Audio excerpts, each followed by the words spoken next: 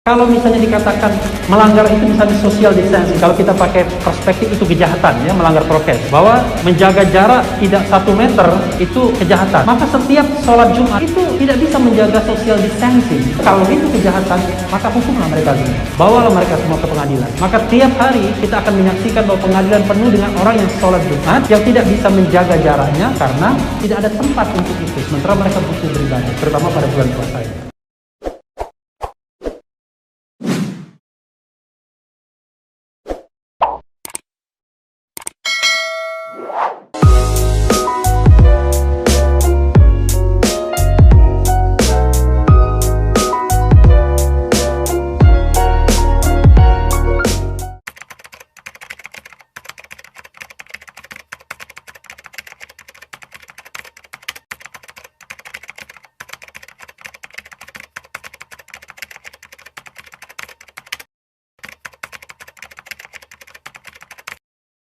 Pertanyaan saya di sini, apakah bisa dilonggarkan undang-undang ini meskipun tidak jelas, misalnya seperti itu tadi, ya tetap digunakan untuk menjangkau pelanggaran kerumunan. Nah, karena menurut para ahli kesehatan bahwa di situ mempercepat penyebaran. Bagaimana pandangan ahli terhadap ini? Yang mulia, memang kita harus lihat kalau kita kaitkan dengan pasal 93 lagi pasal 93.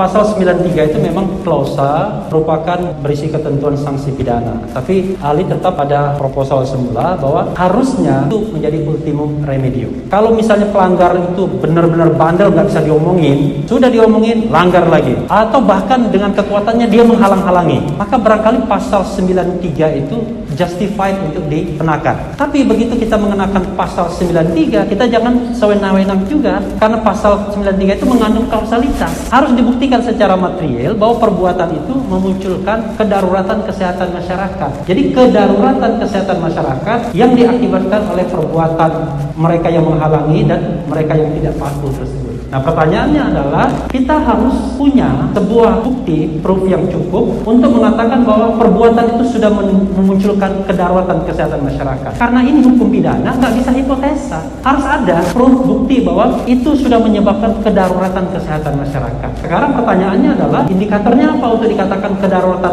kesehatan masyarakat? Misalnya, setelah kejadian itu sekian kena, sekian yang meninggal dan lain sebagainya, maka itu darurat kesehatan masyarakat. Negara kemudian memberikan stempel bahwa kasus itu sudah memunculkan kedaruratan kesehatan masyarakat, maka kenalah dia pidana. Itu spesifiknya. Tapi yang terjadi di kita ini enggak umum. Makanya ketika umum begini, kita juga bingung. Kalau misalnya dikatakan melanggar itu misalnya social distancing, kalau kita pakai perspektif itu kejahatan ya, melanggar prokes, bahwa menjaga jarak tidak 1 meter itu kejahatan. Maka setiap sholat Jumat, hari Jumat, coba kita datang ke masjid-masjid, masih banyak yang karena masjidnya tidak cukup menampung, itu tidak bisa menjaga social distancing. Pertanyaannya adalah kalau itu kejahatan, maka hukumlah mereka semua, bawalah mereka semua ke pengadilan. Maka tiap hari kita akan menyaksikan bahwa pengadilan penuh dengan orang yang sholat Jumat yang tidak bisa menjaga jaraknya karena tidak ada tempat untuk itu, sementara mereka butuh beribadah, terutama pada bulan puasa ini. Begitu yang mulia. Ya, jadi jelas di sini penegakan hukum itu menghindari terjadinya kesewenang-wenangan. Jadi ada tahapan-tahapan ya, itu secara bijaksana.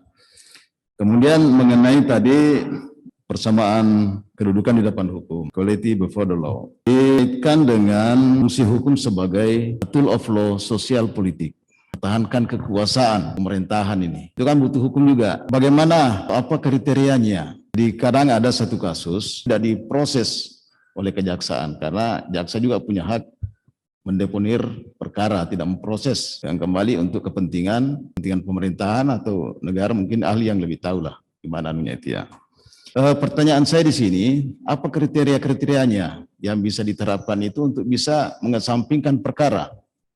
Ya, jadi jangan semua perkara, kalau ini tadi tentu ada hal-hal ya mungkin berkaitan dengan hukum ini sebagai alat politik.